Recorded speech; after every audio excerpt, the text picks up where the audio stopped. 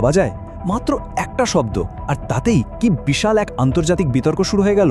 একটা মন্তব্য কিভাবে বিশ্বজুড়ে এমন তোলপাড় ফেলে দিতে পারে, চলুন আজ আমরা সেই ব্যাপারটা একটু তলিয়ে দেখি। শব্দটা হলো হেলহোলস, বাংলায় বললে নরককুণ্ড।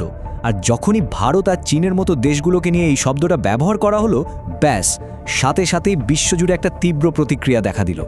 কিন্তু আসল প্রশ্নটা হলো কেন এই একটা শব্দ নিয়েই এত বড় একটা আন্তর্জাতিক বিতর্ক তৈরি হলো? এই যে এমন আক্রমণাত্মক ভাষা, এর পেছনের আসল গল্পটা কি? আজকের এই আলোচনায় আমরা সেটাই খুঁজে বের করার চেষ্টা করব। তো এই যে এত বিতর্ক, এর শুরুটা আসলে হলো কোথা থেকে? মজার ব্যাপার হলো, এর উৎস কিন্তু কোনো বড় রাজনৈতিক ভাষণ বা প্রেস কনফারেন্স নয়। না, এর শুরুটা হয়েছিল একটা সোশ্যাল মিডিয়া পোস্ট থেকে, যেটা একেবারে আগুনের মতো ছড়িয়ে পড়েছিল। দেখুন, মূল মন্তব্যটা করেছিলেন একজন রেডিও কমেন্টেটর মাইকেল স্যাভেজ। কিন্তু ব্যাপারটা বড় হয়ে যায় যখন সাবেক প্রেসিডেন্ট ডোনাল্ড ট্রাম্প তার নিজের প্ল্যাটফর্ম ট্রুথ সোশ্যালে সেটা রিপোস্ট করে দেন। আর তারপর বলাই বাহুল্য, মুহূর্তের মধ্যে ভাইরাল। আর এই পোস্টে নিশানায় ছিল কারা? ভারত আর চীনের মতো দেশগুলো। তবে এখানে একটা কথা আছে, এই পোস্টের উদ্দেশ্য কিন্তু শুধু অপমান করা ছিল না, এর পেছনে একটা বেশ গভীর আর খুব সুনির্দিষ্ট রাজনৈতিক টার্গেট ছিল। মানে এই পোস্টের আসল লক্ষ্যটা শুধু কয়েকটা দেশকে ছোট করা ছিল না, বরং এর মূল উদ্দেশ্য ছিল আমেরিকার একটা নির্দিষ্ট পলিসি বা নীতিকে টার্গেট করা। আর ঠিক এখানেই কিন্তু পুরো বিতর্কের আসল কেন্দ্রবিন্দুটা লুকিয়ে আছে। পোস্টটাতে যুক্তিটা ঠিক কী দেওয়া হয়েছিল? বলা হয়েছিল যে অভিবাসীরা আমেরিকায় আসে, সেখানে তাদের সন্তান হয়, আর তারপর সেই সন্তানের নাগরিকত্বের সুযোগ নিয়ে তারা তাদের পরিবারের বাকিদেরও ডেকে নিয়ে আসে। এই যে হেলহোল কথাটা, এটা আসলে এই যুক্তিটাকেই আরও জোরালো করার জন্য ব্যবহার করা হয়েছিল। তাহলে স্বাভাবিকভাবেই প্রশ্ন আসে, কোন সেই পলিসি যেটা নিয়ে এত তোলপাড়? কোন নীতিটা এই বিতর্কের একেবারে কেন্দ্রে? এর উত্তরটা কিন্তু লুকিয়ে আছে আমেরিকার সংবিধানেই। আসলে এই বিতর্কের একেবারে গোড়ায় রয়েছে আমেরিকার সংবিধানের 14th অ্যামেন্ডমেন্ট বা 14তম সংশোধনী, আর তার সাথে জড়িয়ে থাকা নাগরিকত্বের আইন। হ্যাঁ, বিষয়টা একটু জটিল আইনি ব্যাপার তো, তবে চলুন আমরা যতটা সম্ভব সহজ করে বোঝার চেষ্টা করি। এই নীতিটাকে বলা হয় বার্থরাইট সিটিজেনশিপ, মানে জন্মসূত্রে নাগরিকত্ব। ব্যাপারটা খুব সহজ।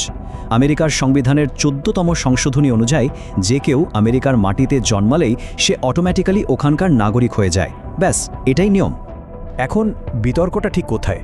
দেখুন, একদল বলছে অভিবাসীরা এই সিস্টেমটার অপব্যবহার করছে, তারা আমেরিকায় নিজেদের জায়গা পাকা করার জন্য এই আইনের সুযোগ নিচ্ছে।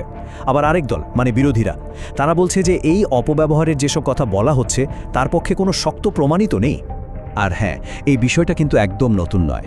ডোনাল্ড ট্রাম্প ক্ষমতায় ফেরার পর থেকেই কিন্তু এই বার্থরাইট সিটিজেনশিপ আইনটাকে হয় বাতিল না হলে সীমিত করার জন্য লাগাতার চেষ্টা চালিয়ে যাচ্ছেন। আর এর জন্য তিনি এক্সিকিউটিভ অর্ডার জারি করছেন, আবার আদালতেও আইনি লড়াই চালাচ্ছেন। আচ্ছা, এবার একটু দেখি যে এই মন্তব্যের জেরে আন্তর্জাতিক মহলে ঠিক কী ধরনের প্রতিক্রিয়া হলো, মানে এর ডিপ্লোম্যাটিক প্রভাবটা কেমন ছিল।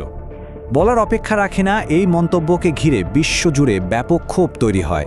কারণটা খুব পরিষ্কার, এটাকে সবাই খুব অপমানজনক হিসেবেই দেখেছে। এটা সরাসরি একটা বিশাল অভিবাসী কমিউনিটিকে টার্গেট করেছে, যা কিনা বিভিন্ন দেশের সাথে কূটনৈতিক সম্পর্কে চির ধরাতে পারে। শুধু তাই নয়, এর আগেও তো এই ধরনের বিতর্কিত মন্তব্য শোনা গেছে, এটাও যেন সেই কথাই মনে করিয়ে দিল।